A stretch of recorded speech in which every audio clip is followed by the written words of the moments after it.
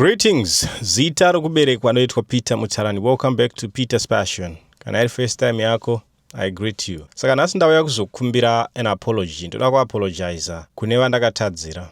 I know mumavideos angu ndinotaura zvimwe zvinhu zvamusingawirirani nazvo, and many of you did not like zvinhu zvandakataura pane some of the videos, but not all. Maybe 10% of my videos munogona kunge musina kuwirirana nezvandakataura, and some of the people were disappointed to a point where they had to unsubscribe. But yeah, ndautaura about that, and yes, indeed I apologize to each and everyone vandakaofenda. But I want to clarify something here. Let's understand kuti as Christians, tinema denominations, about 48,000 denominations in the entire world. But I'm sure there's even more than that, because apa tina kuverenga ma denominations ari kumasowe, atina kuverenga ma denominations ari kumapostori, atina kuverenga ese ma denominations aya ana kuverengwa.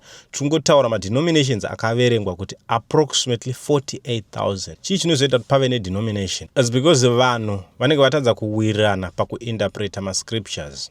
Right? So you should expect that as a Christian, you should expect kuti mukoma Peter one day vachataura zvinhu zvasingafariri. But izvozvo hazvifaniri kukupusha kuti undivenge, hazvifaniri kukupusha kuti unsubscribe. Zvinofanira kutokupusha kuti undicorrecte peacefully, pasina kutsamwa, pasina hasha. Because I'm a human being, I can still be wrong. I'm not God, I'm not all-knowing. And inini ndotofarira munhu anondicorrecta. But when you're doing it, do it politely. Ukauya nehasha, sometimes even uchitaura chinhu chine musoro, even uchitaura chinhu chinomake sense, I may not listen.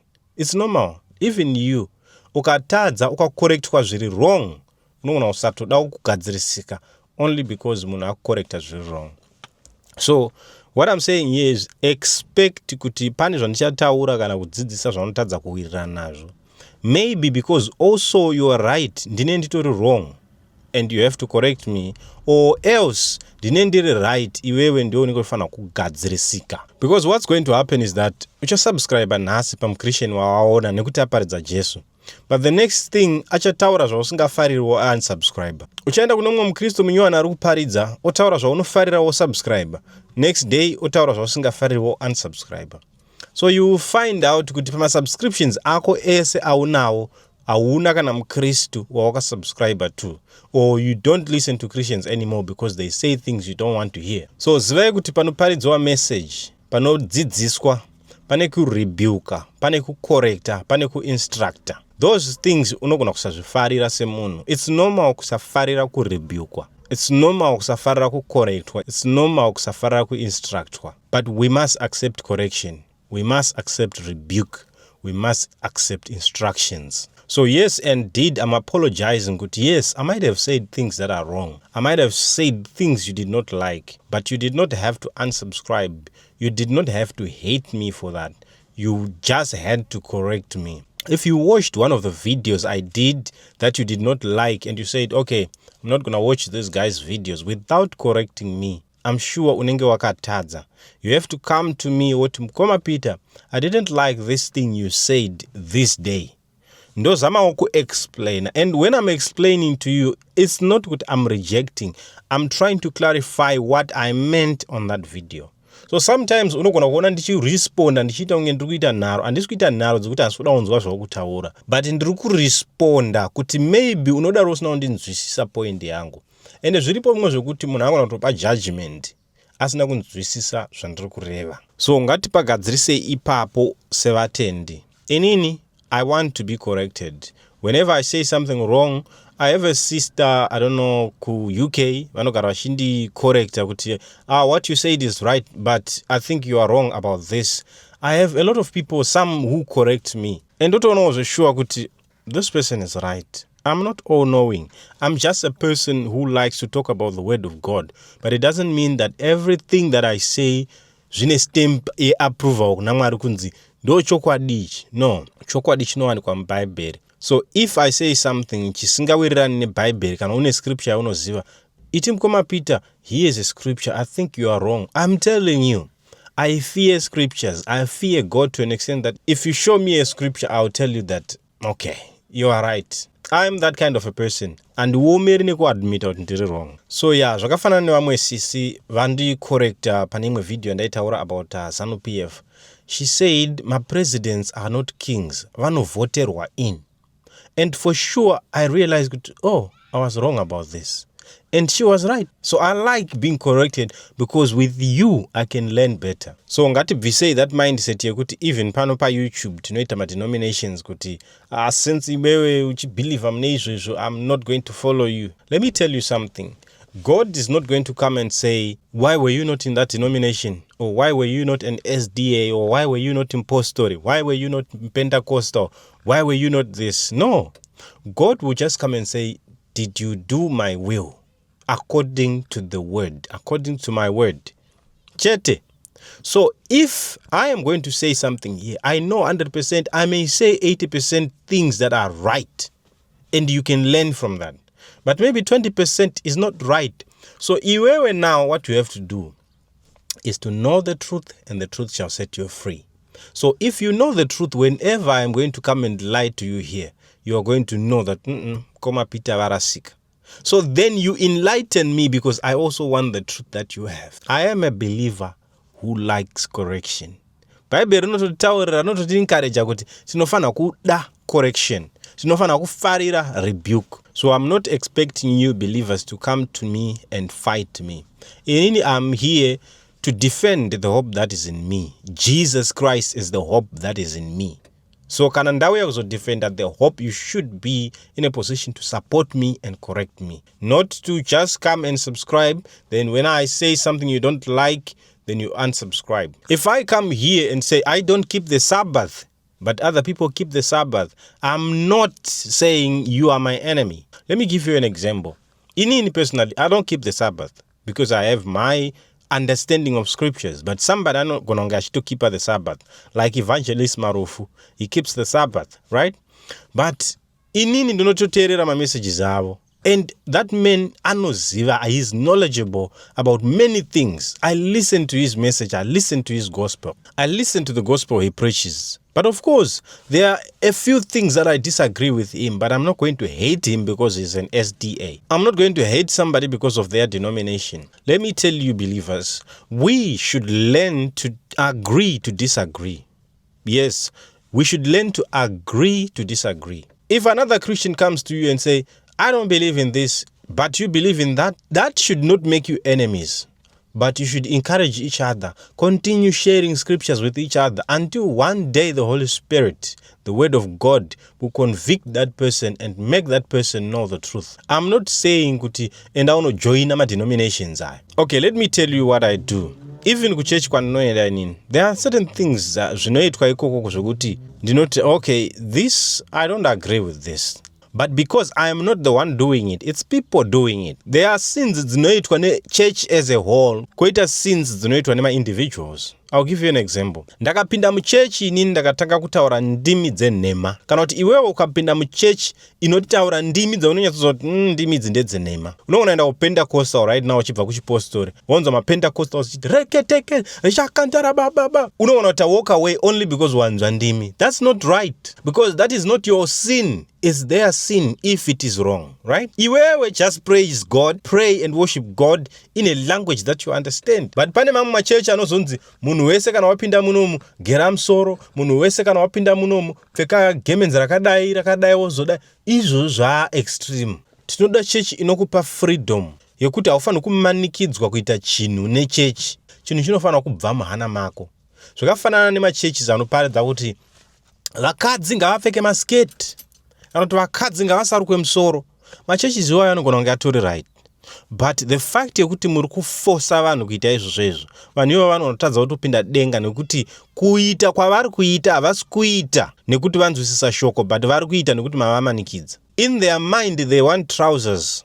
In their minds vanoda kurukwa. But muchechi vanouya vasina kurukwa because you are forcing them. So inini ndoona sekuti zvakafanana nekuti tithe chaiyo. Iwewe kana usiri convinced kuti unofanira kuibhadhara regera. Because the moment yaunofila kuti wamanikidzwa kana kuti uri kufoseredzwa, hapasina zvauri kuita. It's like you are not tithing. Siyana nazvo, gara watosiyana nazvo. If you don't believe in tithe, don't tithe at all. Don't allow anyone to force you to tithe. So there are things that you should leave a church for, and there are things that you should not leave a church for. Because pastor wako anoona kuti wrong, and you should learn to disagree with your pastor paanenge ari wrong. Like there's a pastor, a famous pastor that you know, who says, I'm more gifted than God. But if you listen to some of his teachings, he's a good preacher, he preaches good. But for me, personally, I disagree with the whole idea of using the word than God. Putting a comparison yako iwewe kuti inini na Mwari, I can do this more than God.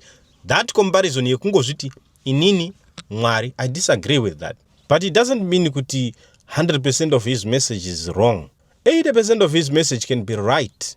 But that part I disagree with. So ndo handiri kuti inini maKristu tikangoti isusu pastor vakataura zvakashata totobuda muchechi. Woenda kune imwe chechi pastor otaura zvakashata wobuda muchechi. Woenda kune imwe chechi pastor otaura zvausingawirirana nazvo wobuda muchechi.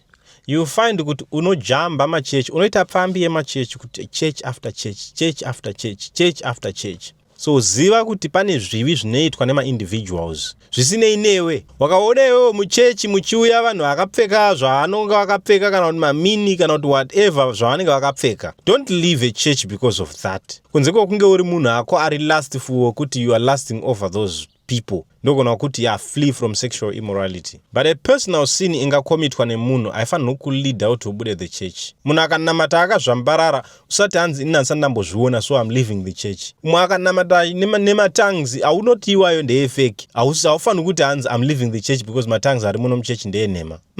That is not your own sin. Iwe just namata Mwari wako, because kunamata Mwari hakusi kwegroup. Kunamata Mwari ndiwe naMwari wako. Musi weJudgment Day ndiwe naMwari wako. Hazotombokubvunzi zvokuti hanzi let me tell you this. Even kuchechi kwa Bushiri or even kuchechi yamunoti this church is wicked, Mwari hazombouya achikubvunza kuti why were you going kuchechi kwa Bushiri, or why were you going kuchechi kwa Hubert Angel, or why were you going kuchechi kwa Makantiwa, or why were you going kumapostori, or why were you going kumapentecostals. Mwari hasi kuzombokubvunza izvozvo. Mwari chaachapoinda is sin. So the problem now, if the church is causing you to sin, that's when you have to run away. But if the church is not causing you to run away, but people in the church are sinning, you don't have to run away because people in the church are sinning. I hope muri kupabata. Because wherever you go, as long as you are still in the world, you are going to find people sinning in the churches. So again, ndirikuti inini, I apologize to all those whom I have offended. But ndirikuti inini, maybe kuku-offenda, maybe yanga iri nyaya yekuti ndirikukurebuka, maybe yanga iri nyaya yekuti ndirikukucorrecta, according to the word, not according to my own word. But also, nogona kunge ndaitove wrong 100%. But you clicking off, you running away usina kundicorrecta, wakatoita zviri wrong. Tsoka kwandiri even this post kuti mukoma Peter, I didn't like pamakataura kuti zvakati. That's what believers should do.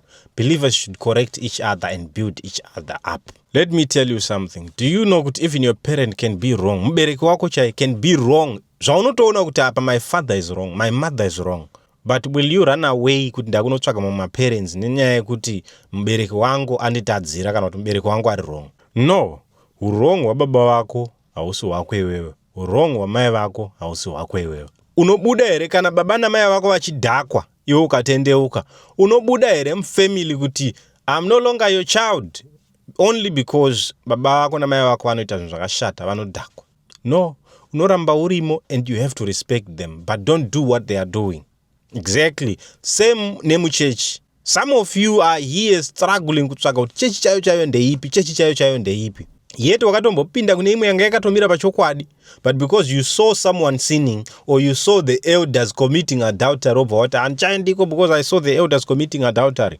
That is their sin, not yours. Iwewe namata Mwari wako. Po pane paanotsiura kuti hanzi do not forsake the gathering of the saints as some are in the habit of doing. Right now, kune mumwe munhu asiri kuenda kuchurch because they believe that the church is sinful. People are sinning so much in church. I'm not going to go to church. I better be home. Iwewe, even in your home, you are sinning. Are you running away from yourself? Your brother, your husband, everybody in your household, everybody in your family is sinning. Are you running away from them because they are sinning? Rather pray for them, correct them. So same as me, when I sin, when I say something wrong, correct me, do not run away from me. I'm not here to preach Satan. I'm not here to exalt the devil. I'm here to exalt the same Jesus that you are exalting. So if you believe you want to go to heaven and I believe I want to go to heaven, what if we are going to be neighbors in heaven? Why do you have to hate another Christian? Hate the sin, hate the wrongdoing, not the person. Don't hate mo SDA. Don't hate Makandiwa. Don't hate Hubert Angel. Don't hate anybody at all, but hate evil deeds. There is someone akanditi anzi, Peter, I'm no longer watching your videos because you said something I didn't like. You were supposed to come to me and say, Peter, I think you are wrong here and here and here. Toona kuti ndizo here, ndiri wrong here zveshuwa, kana ndiri wrong I'll admit. And also bring scriptures to back up your claim, right? Because I may not respect your words and you may not respect my own words. So here we have to bring scriptures for everything we are saying now. Because we respect, you and I respect scriptures. So don't run away from me. I am your child. I am your brother. I am your uncle. I am your relative in Christ. Why would you run away from me if we are in the same body? We are members of one body. Kana muromo ukavaviwa ndinotora ruoko ndokwenya. Maziso akavaviwa ndinotora ruoko ndokwenya. These whole body parts zvinoshandidzana and they drink from the same cistern. They drink from the same well. They run ne blood rimwe chete. Saka makumbo nekuti ari kuzasi. Saka ruoko rukati handichabatsirani netsoka. Makumbo akati handina kwandichaenda nekuti musoro hausi kuda kunditeerera. Zvinofana kushandidzana zvinhu izvi. We must learn from a body because the church is the body of Christ. Hakuna body inopikisana. Ukaona body chitopikisana inenge yakaremara chirema chebody. Makumbo kwaari kuenda achifamba achita step 1 2 3 achienda, pfungwa dzofana kunge tsiwirirana nazvo. Maoko achitodai achiwirirana futi the whole idea. Muromo uchitaura uchienda ikoko futi. Zvese maziso achibetsera achikuratidza kuti kwauri kuenda pari clean here, hapana marara here, hapana minzwa here. Zvese zvinofana kunge zvakabatana. In Christianity, we are the body of Christ. So correct me when I'm wrong and expect also to be corrected. Expect also to repent as I do the same thing. Don't run away from me when I say something you don't like. I am for Jesus and you are for Jesus. So why should we hate each other?